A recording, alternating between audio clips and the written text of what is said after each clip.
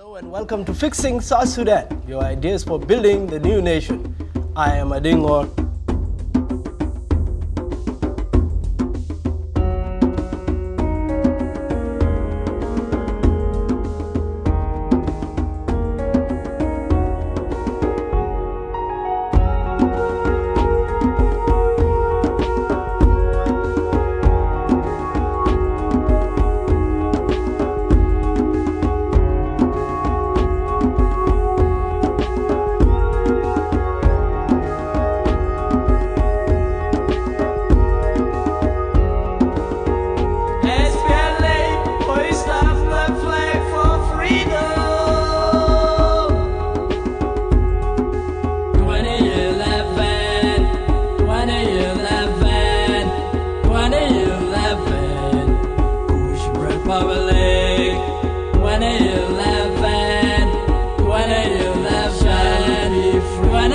Hello and welcome to Fixing South Sudan, your ideas for building the new nation. I am Adingor. This week on Fixing South Sudan, the civil service headcount draws to a close with stunning results. And what will it take to fix the troubled public service? And with us for the show, Honorable General Hoth, the Minister of Labor and Public Service.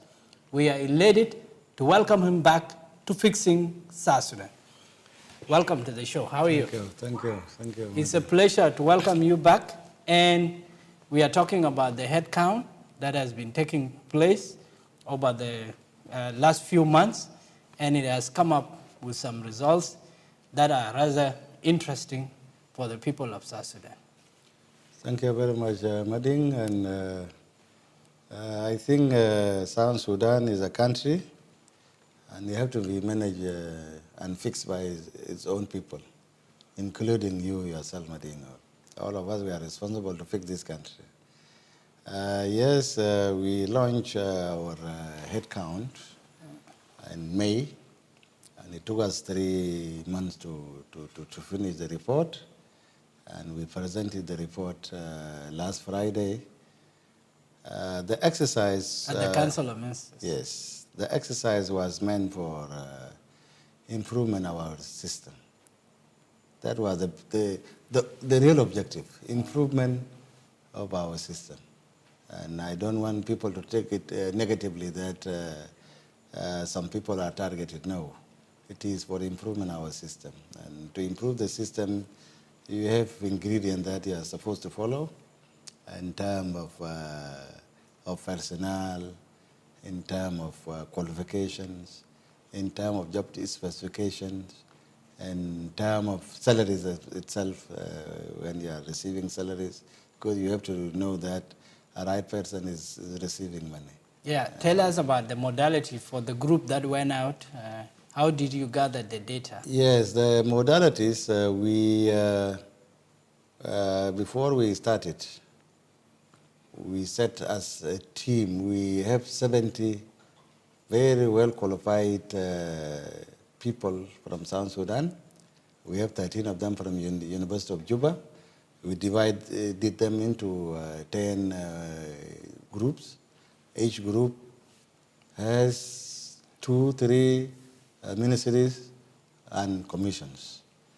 And 2 groups, only 1 ministry, Minister of Health and General Education. It's only one team. And now we develop questionnaires, about 28 of them, questionnaires. What they does was that they go to the ministry, they take all the files, and they go through all files with all questionnaire, ticking them. Your name, your age, status, your education background, who appointed you, which grade you are in, and the promotions, are you eligible for pension? All this, there are almost 28 questions, and then we tick. And then we see people also, what we call partial also screening. We see people. And we went through all the files. And of the so it individual. was capturing all the national ministries and All the many national commissions. 70 institutions. Right. 70. Was that comprehensive or was it like a sample? It is, no, it is comprehensive because these are the institutions that we have in the center here. And we did that one as phase 1. So phase 2 is a state. We are going to a state, and it is approved by Council of Ministers that we should go immediately to a state to go and conduct the same exercise in a state. So what happened is that we got all the data we need in terms of people. In the planning, the whole planning, we are supposed to have 23,000 government employees. But what is in our payroll is 17,000,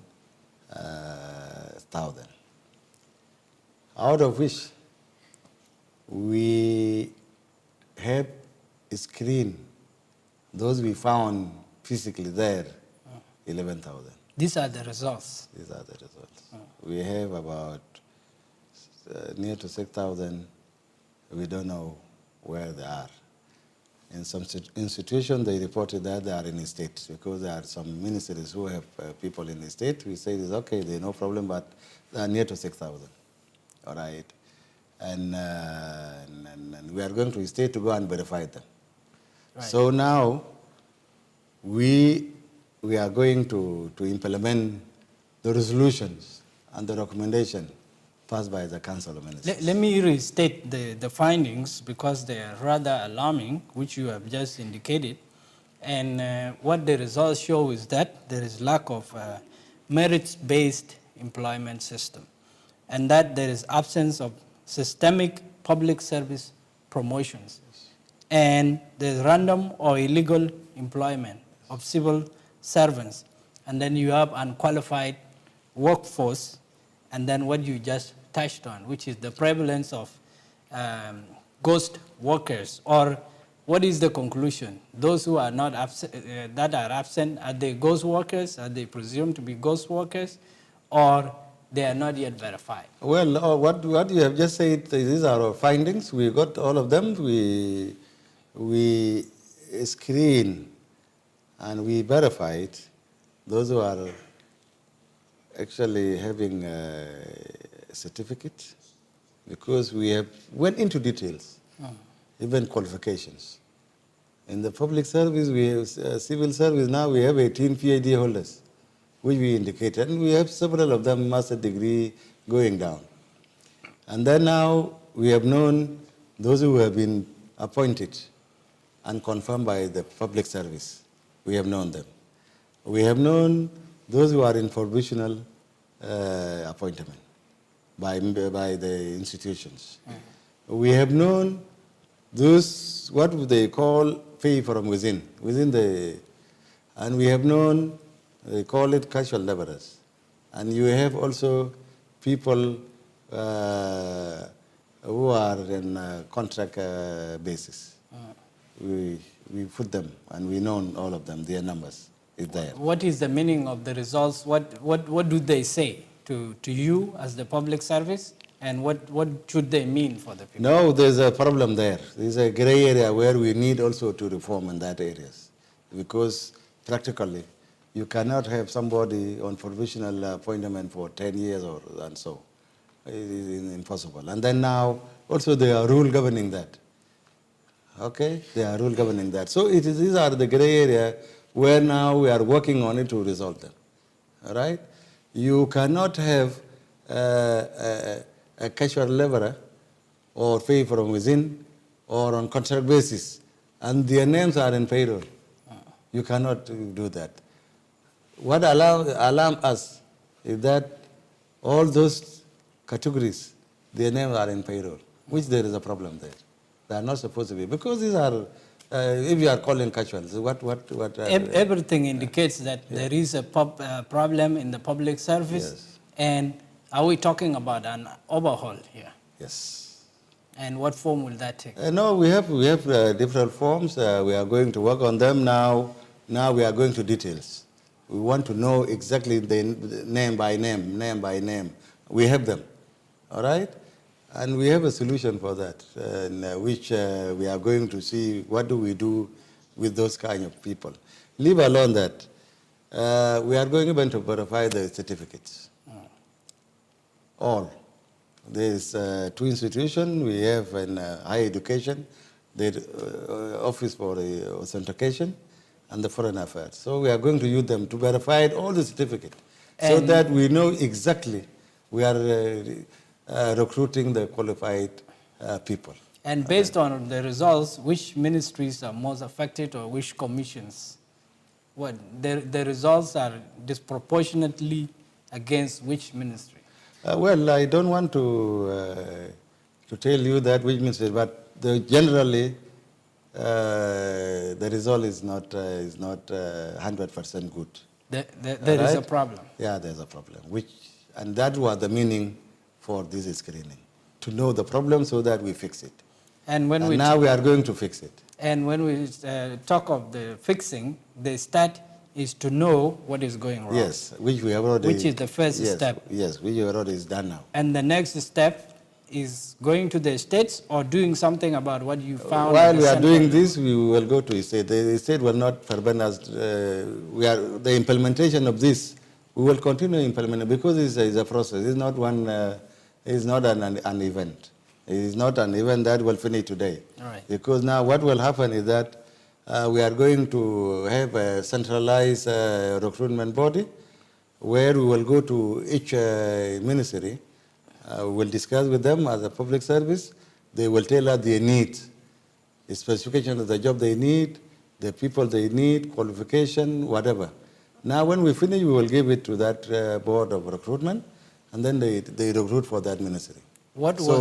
It will be a process. Right. We have engineers, we have doctors, we have all type of people, accountant, and all the ministries. You presented the findings to the cabinet, and what was the reaction? The reaction was okay because everybody need change. We need to change.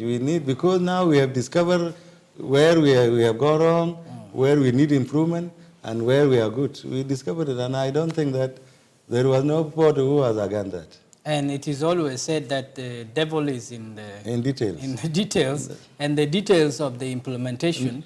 The key question that people are asking is not enough to know the truth. Well, this is the beginning. Because now you cannot start with negative things. Now you want to predict that the result is negative because somebody will refuse for implementation. No, we will not.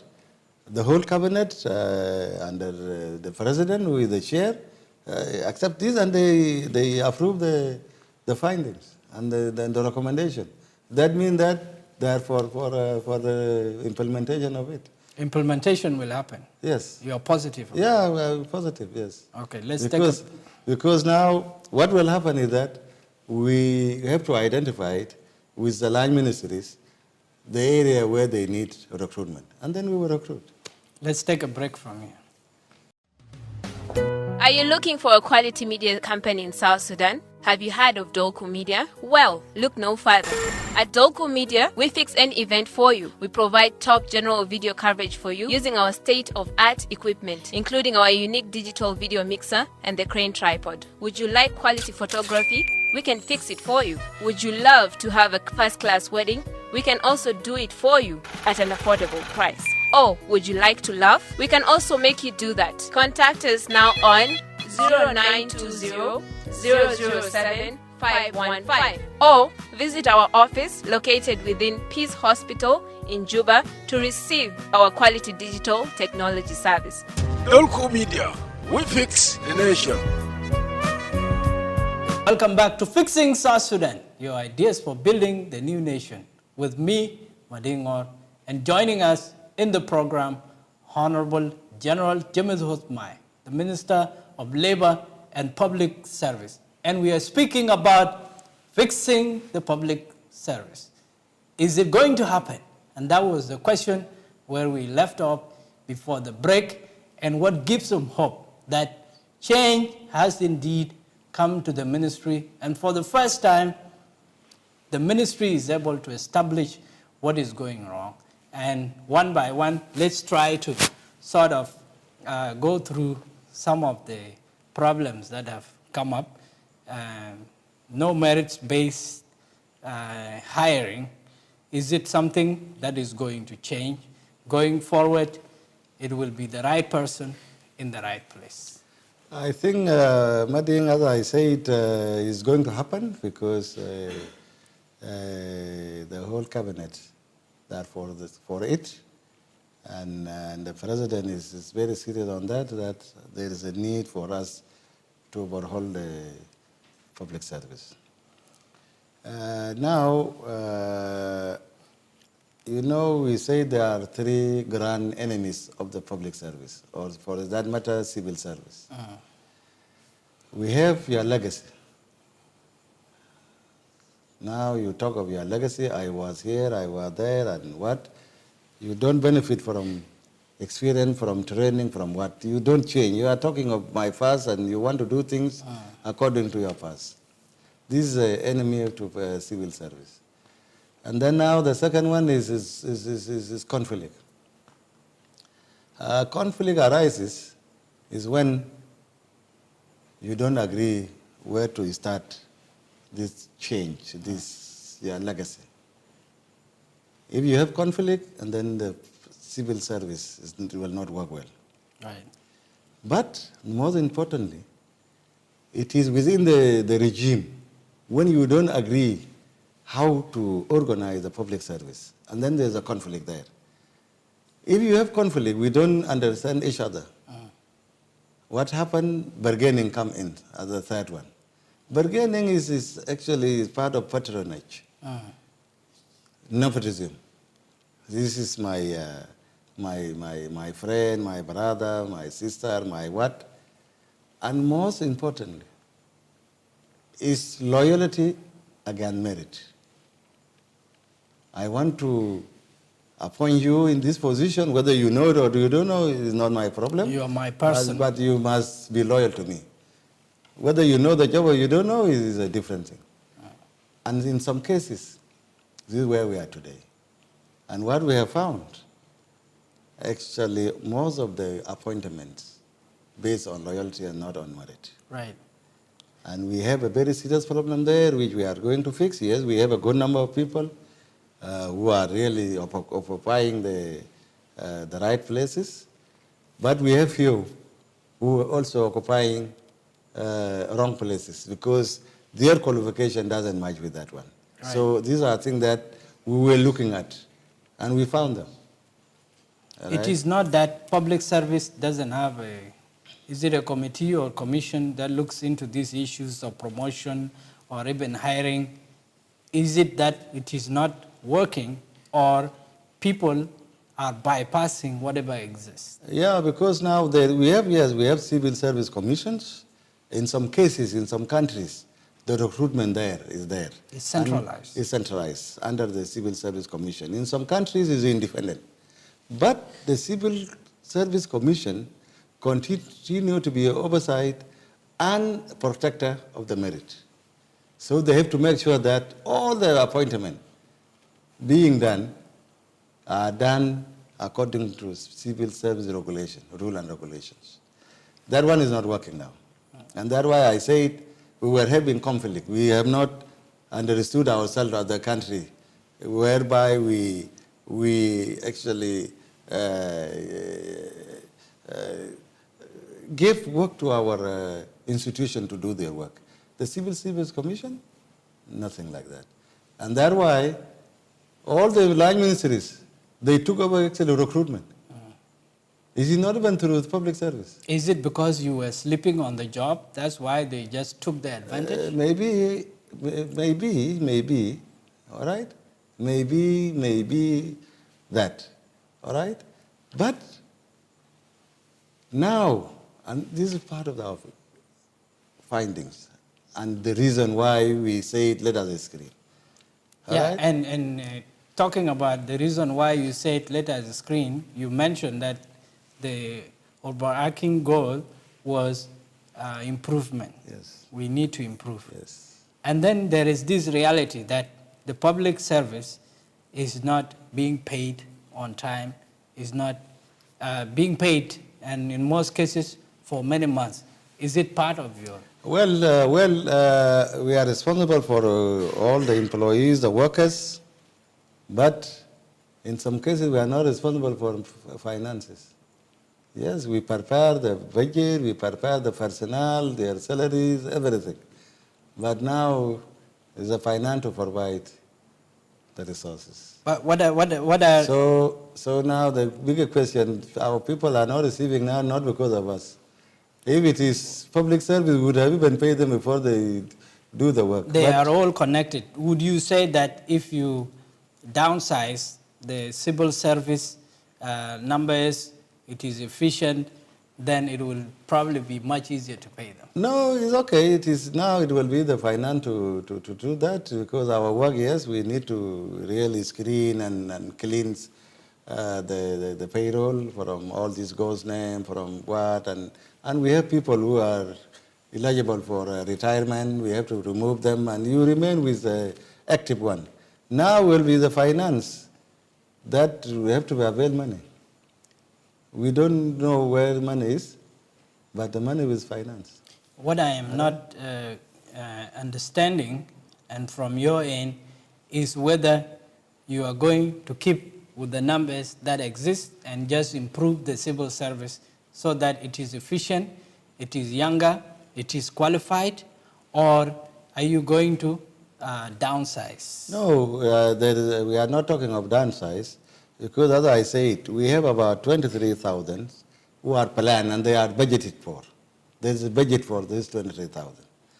And then now we have recruited only 17,000. All right? And out of 17, we have even some cases. What we have found is around 11,000. We have a doubt of about 6,000. All right? So we are not talking of downsizing.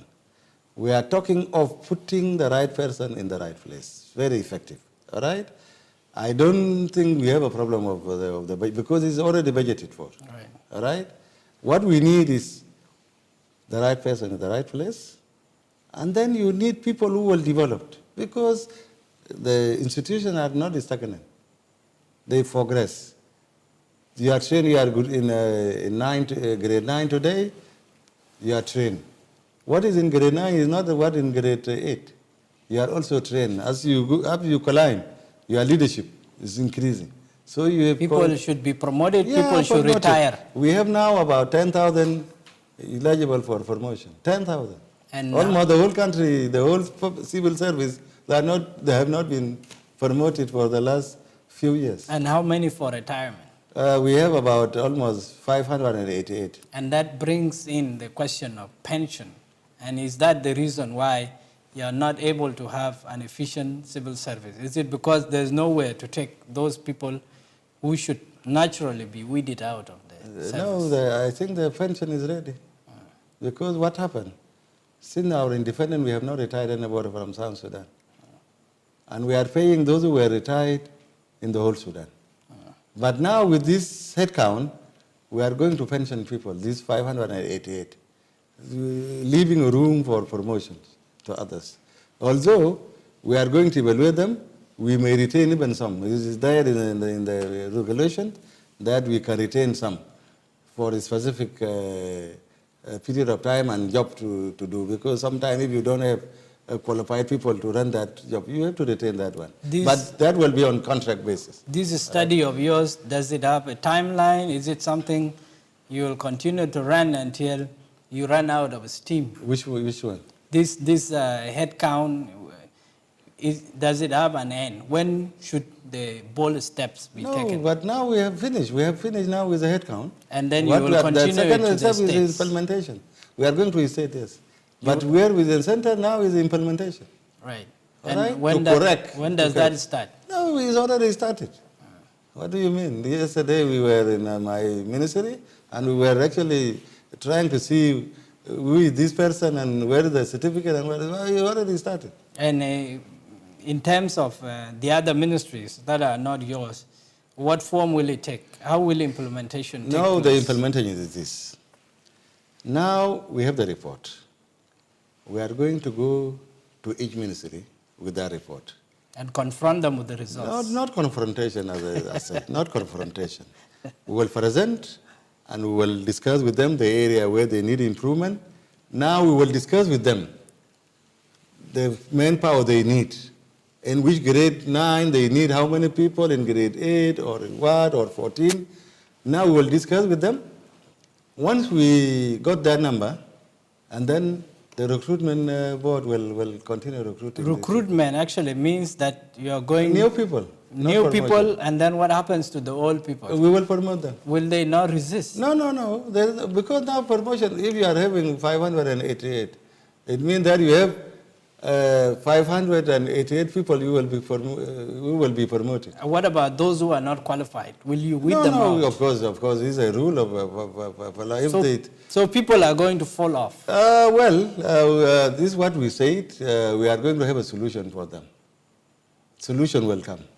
Maybe we are not going to throw them on the street. What is the solution? No, we will have. What do you want? Where will the solution come from? We will come from us. And you are not thinking about the solution? No, we know the solution. So are you finding that fixing the public service, which is part of fixing South Sudan, is difficult? It's a difficult thing to do? It's not difficult. When you agree that is our work to do, it's not difficult. It is difficult when people don't agree. But we agree, it is not difficult, because now this is a reality. If you want to be, if you are a graduate and then you are a group, you will not come and tell me that you put me into group 9 if you are not a university graduate. And this is a rule of regulation and public service. And all right? You will not tell me that. And you are not going to fight anybody, because this is what the law will say. But people fight in this country not for the right reasons. But and this is what we want to bring back. And it has to be brought back, because nobody above the law. This is a rule of law, and that's why we say we are going even to verify all the certificates they have. And can you say that those who are not qualified can be given a room to train? Yes, and of maybe course. retain? And that's why I am telling you, you may have somebody who have 5 to 10 years experience. Experience matter than certificate, you know? Yes. So that's why I said there is a solution. We can still train them, because now they have to be trained.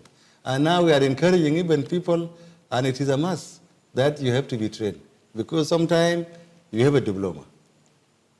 The government will force you to upgrade even your diploma so that you progress, you know? Let me ask you this. In the process of commissioning this study or this evaluation, or you call it a head count, what surprises you as a person? What has surprised you, if any? There's so many surprises. All right? So many surprises, because there are irregularities that we found in the system. One, recruiting people without merit is one of the problems. You bring somebody from nowhere and put him as a director or director general without anything. And director general, these are technicals that are running the institution. These are purely technical, because you see, when you are talking of public service, all of us were public servants, including the president. All of us. But you classify them into constitutional post holders, and then you have civil service. Civil servants, they are highly technical people. You don't get them anywhere. These are technical people. Now with public service here, these are ministers, members of parliament, or whatever, you come and go. But these people, they don't go as such. You don't even dismiss them just like that. All right? Unless there is a very serious problem that can dismiss that one. That is dismissed because of age, that is because of death, or anything else. These are highly. And we are concentrating on these people. We must get the technical people. Now you bring somebody who doesn't know anything, and then you put him as a technical. What do you think that will do? And this is what we are trying to resolve. And it is a must, we have to resolve this if we want to have a country. Because public service is the heart of every system. And when there is efficient public service, there will be delivery of services to the people. And is that going to happen? Yes, it will happen. Is that going to be your legacy? Yes, it will happen. It will happen. You this is our aim, and this is our objective, and we must... You fought for the freedom, and now you will fight for the dividends. Yes. You will manage. Yes. we will do it. It will happen because now it is straightforward. Now we want to recruit people for Minister of Foreign Affairs. We need graduates. You come with your certificate, and then you are put there. If you don't have a school certificate, then you are not there. Forcing people to also to go for education. The right thing should be done. Yes. Now rather than later. Yes. So I think I'm confident that it is possible. Thank you for coming on Fixing South Sudan. Thank you very much.